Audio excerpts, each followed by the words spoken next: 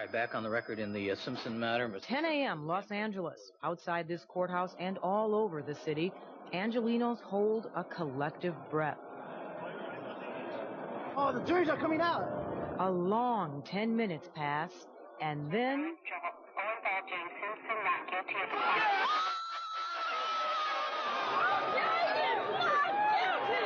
Here the crowd is mostly jubilant. LAPD guilty! The reactions do not always fall along racial lines. There are a bunch of white folks here. A bunch of white folks. A bunch of Latinos that believe that O.J. was not guilty. That was not the case in two very different neighborhoods, where the reactions confirmed what the pollsters had always said. People's perceptions of the O.J. Simpson verdict are largely connected to the color of their skin. We, the jury, in the above entitled action, find the defendant, Orenthal James Simpson, not guilty of the crime.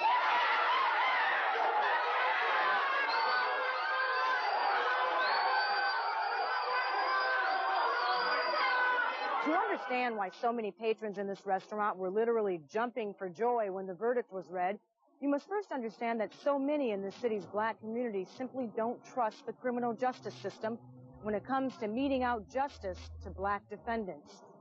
Regulars at the Boulevard Cafe cheered for the former football hero as if he had scored the touchdown of his life, a victory, they said, that sent a strong message about police who live above the law. They had the evidence, they should have not messed with it. If there was two gloves at the Bundy crime scene, you should have left it there. Don't try to implicate somebody if they wasn't there. There were 9 African Americans in the box. And every one of them have had somebody in their life somewhere at some time touched by injustice. O.J. was not on trial. All of the Mark Furmans were on trial. LAPD and their racist mentality was on trial. Everything that Daryl Gates gave birth to was on trial. It was apparent early on that race would be a key factor in this trial. A majority of African Americans polled believed O.J. Simpson was not guilty. However, here in Brentwood, about 10 miles and a world away from Baldwin Hills, the majority white population had a different view and a totally different reaction. All right, Madam Foreperson, you've had the opportunity to review the verdict forms. Are they the same forms that you signed, and are they in order? We brought a TV to the Juice Club, where patrons began watching the verdict with a poker face, only to be shattered. We, the jury, in the above entitled action, find the defendant, Orenthal James Simpson, not guilty of the crime of murder in violation of Penal Code Section 187A, a felony upon Nicole Brown Simpson. Granted, they were sequestered for a long time and they haven't been exposed to what we have, but God. So that you can afford a big shot lawyer and have a lot of money for the case, you can get off with anything.